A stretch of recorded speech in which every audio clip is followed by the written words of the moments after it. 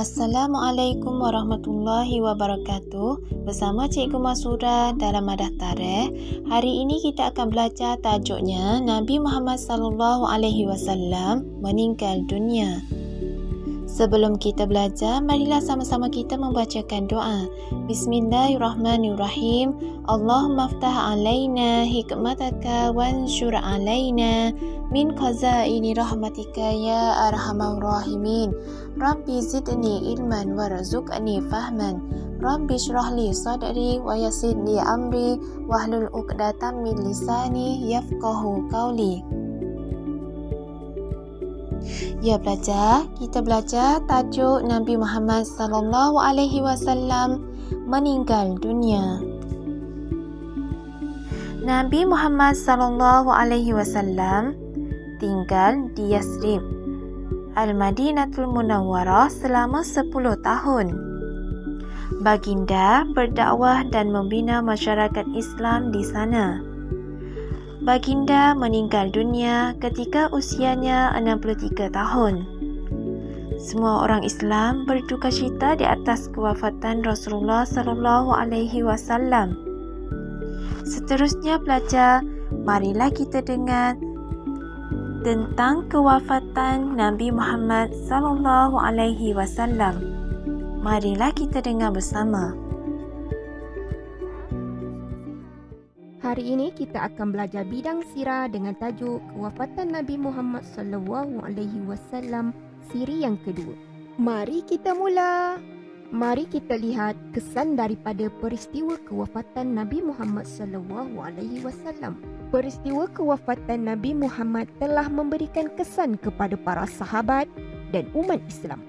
Antaranya ialah mereka berduka cita atas kewafatan baginda, tetapi keimanan mereka terhadap Allah yang Maha Kekal dan Nabi Muhammad sebagai pesuruh Allah semakin kukuh. Yang kedua, umat Islam juga terus berpegang teguh pada Al-Quran dan As-Sunnah. Yang ketiga, mereka bersatu hati dan semakin mengukuhkan strategi dakwah untuk menyebarkan agama Islam. Dan yang keempat, selepas kewafatan Nabi, sistem syura diteruskan dalam pemerintahan dan Abu Bakar As-Siddiq dilantik sebagai khalifah melalui kaedah syura. Apakah iktibar yang boleh kita ambil daripada peristiwa kewafatan Nabi Muhammad SAW? Kita perlu yakin bahawa Allah itu bersifat kekal, tiada permulaan dan tiada pengakhiran. Manakala hidup kita hanyalah sementara. Oleh itu, kita hendaklah mengisi masa dan usia kita dengan mentaati perintah Allah dan meninggalkan larangannya. Nabi Muhammad sangat sayang akan umatnya. Sebab itu, baginda berpesan agar memelihara solat. Oleh itu, kita hendaklah membuktikan kecintaan kepada Nabi Muhammad dengan memelihara solat, memperbanyakkan selawat atas baginda serta mengamalkan sunnah baginda dalam kehidupan.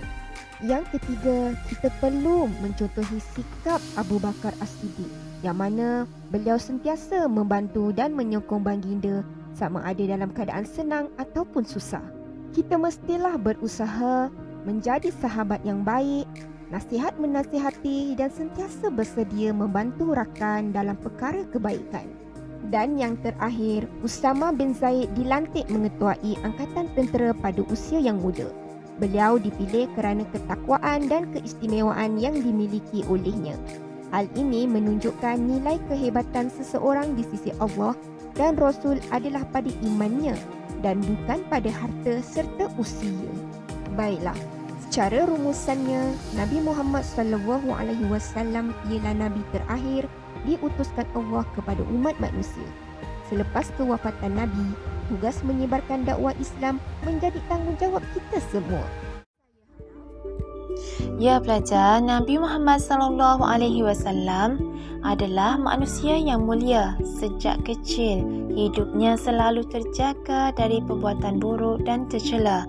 Tutur kata, budi pekerti dan perilakunya yang lembut menjadikan beliau sebagai manusia yang patut diteladan umat Muslim. Pelajar, semua makhluk hidup yang bernafas di dunia pasti akan mengalami kematian. Rasulullah SAW juga telah mengingatkan kepada seluruh umatnya bahawa kehidupan di dunia ini hanyalah sementara, sedangkan kehidupan di akhiratlah yang kekal dan abadi.